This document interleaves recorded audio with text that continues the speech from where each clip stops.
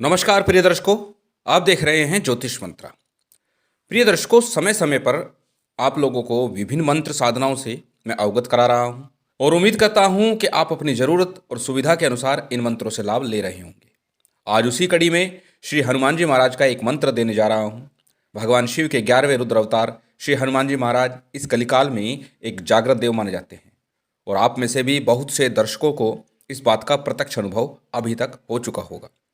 प्रिय दर्शकों, मैं जो मंत्र आज आपको देने जा रहा हूं वो पूर्ण जागृत है। सन 2012 में प्रथम बार मैंने इसका प्रयोग किया। मेरे एक यजमान पर किसी ने दुश्मनीवश मुकदमा दर्ज करा दिया। किसी सामाजिक मुद्दे को लेकर यजमान ने आपत्ति दर्ज कराई, जिसके चलते एक उच्च अधिकारी के साथ उनका बैर हो गया। साथ ही एक धनाढ़ व्यक्ति ने भी इस मौके का फायदा उठाया और वह उनके साथ मिलकर गवाह बन गया।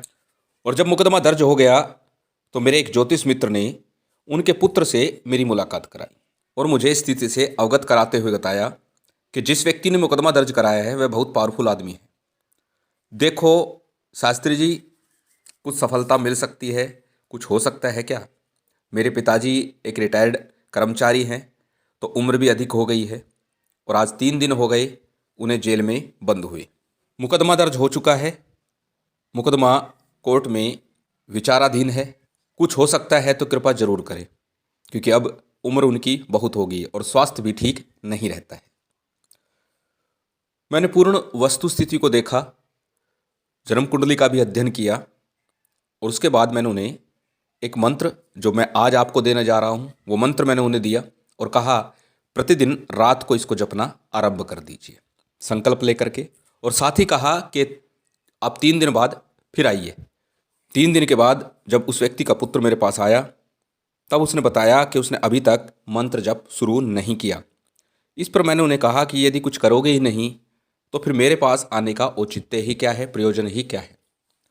उसने कहा पिताजी जेल में हैं और मन कुछ भी करने को नहीं कर रहा। तब मैंने उनसे कहा कि हनुमान जी महाराज पर विश्वास रखिए और इस मंत्र का जप आरंभ कीजिए। और उसके बाद मैंने इसी मंत्र का एक विग्रह यंत्र के रूप में भोजपत्र पर बनाकर उनको दिया। इसीलिए 3 दिन बाद आने को कहा था कि 3 दिन तक मैं कोई भी यंत्र बनाता हूं तो 3 दिन तक उसकी पूजा विधान चलती है। यंत्र को बनाने के बाद पहले प्राण प्रतिष्ठा की जाती है, उसके बाद 3 दिन तक मैं उसमें भावात्मक रूप से पूजा विधान करके देता हूँ। यंत्र को देते हुए मैंने कहा कि इस यंत्र को अपने पिता के दाहिने बाजू में बांध देना या गले में बांध देना।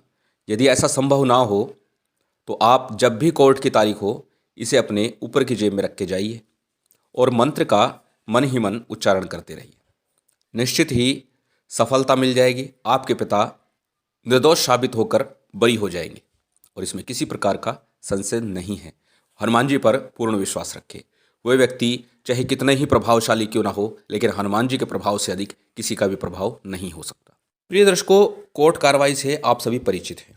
दिनों के काम महीनों में होते हैं और महीनों के काम में सालों लग जाती है, परंतु प्रतिद्वंदी उच्चाधिकारी थे, इसलिए कोर्ट कार्रवाई शीघ्र अतिशीघ्र चलने लगी और 8 माह के बाद परिणाम बहुत सुखद रहा। वह व्यक्ति निर्दोष साबित हुआ और बाइज्जत बरी हो गए।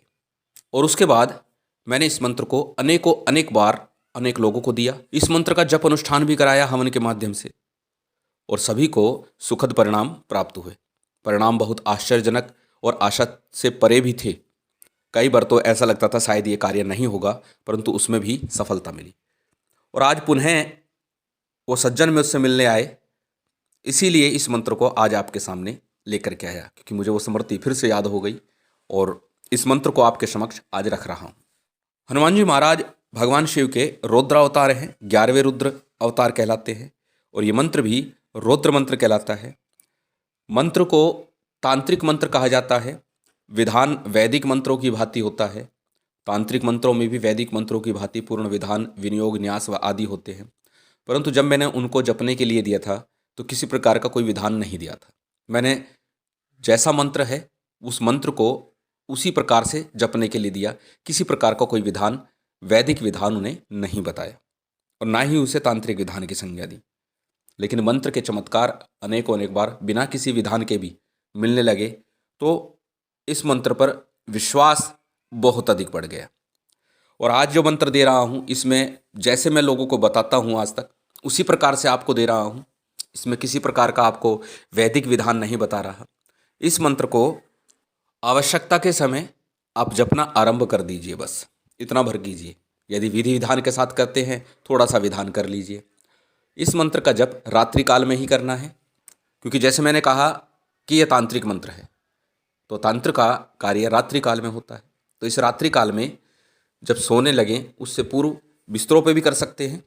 अगर समस्या अधिक है, आपके पास कोई पूजा विधान नहीं है, आप ऐसी परिस्थिति में फंसे हैं जहाँ पर आप पूजा पाठ नहीं कर सकते, तो आप अपने बिस्तर पर बैठ करके भी इस मंत्र का जप कर सकते हैं।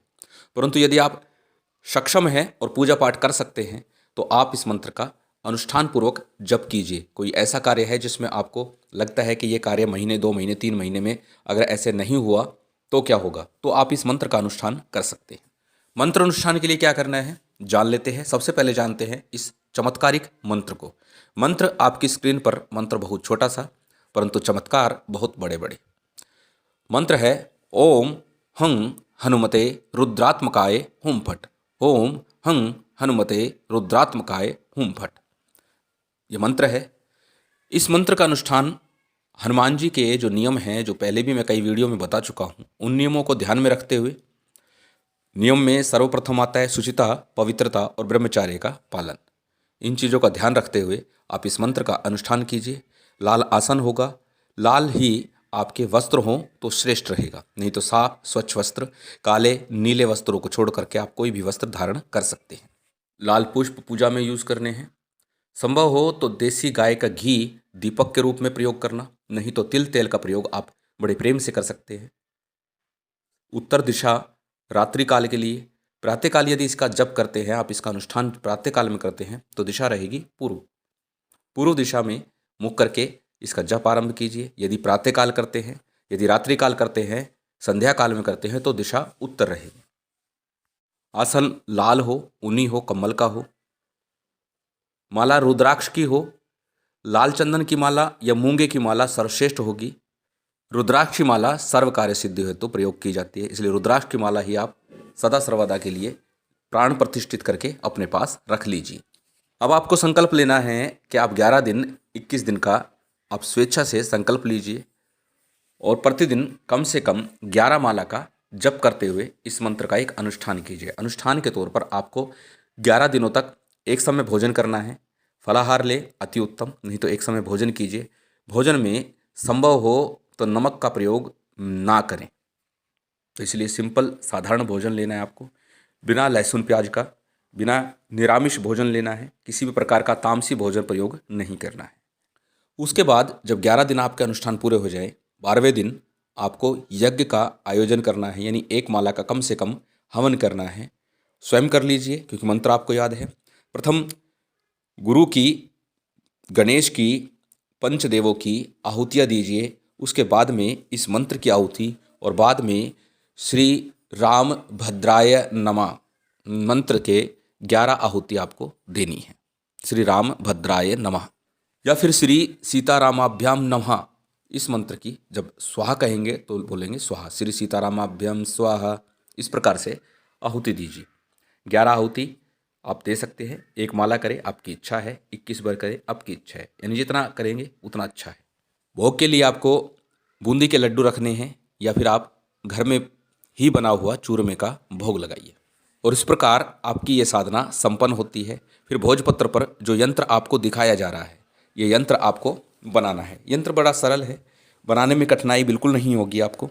इसको आप स्वयं भोजपत्र पर अनार की कलम से लाल चंदन या रोली से या फिर हनुमान जी वाला सिंदूर में गाय का घी मिला करके या चमेली का तेल मिला करके इस यंत्र का निर्माण कीजिए। और जब यह यंत्र सूख जाए उसके बाद इसे फोल्ड करके किसी तावीज़ में, चांदी का तावीज़ हो या फिर किसी तांबे के तावीज़ में आप डाल करके अपने दाहिने बाजू पर बांध लीजिए, गले में डाल लीजिए। कार्य होकर रहेगा, आपके कार्यों में आपको सिद्धि प्राप्त हो जाएगी। मंत्र बहुत छोटा है लेकिन प्रभाव बहुत अधिक है। कहीं भी किसी भी प्रकार की अवस्था में आप इसको डालकर जा सकते हैं। चाहे आपको शमशान कार्य करना हो, चाहे आपको किसी प्रकार की तंत्र क्रिया हो, सब प्रकार की क्रियाएं आपके लिए निष्प्रभावी हो जाएंगी। कोई भी कोर्ट कचहरी आदि का मुकदमा हो, शत्रु द्वारा कोई कृत कार्य हो, सब प्रकार के कार्य निष्फल हो जाएंगे। आपका कोई कुछ नहीं बिगाड़ पाएगा। ये मंत्र बहुत ही चमत्कारिक रूप से लाभ देता है। यदि आप किसी भारी संकट में फंसे हुए हैं तो एक बार इसका प्रयोग अवश्य करके देखिएगा, आपको लाभ जरूर मिलेगा। प्रिय दर्शकों, यदि आपको वीडियो अच्छी लगी हो तो कृपया लाइक कीजिएगा, शेयर कीजिएगा। यदि आप चैनल पर नए हैं तो सब्सक्राइब कर बेल आइकन बटन दबा दीजिएगा। जय माता दी, जय श्री राम।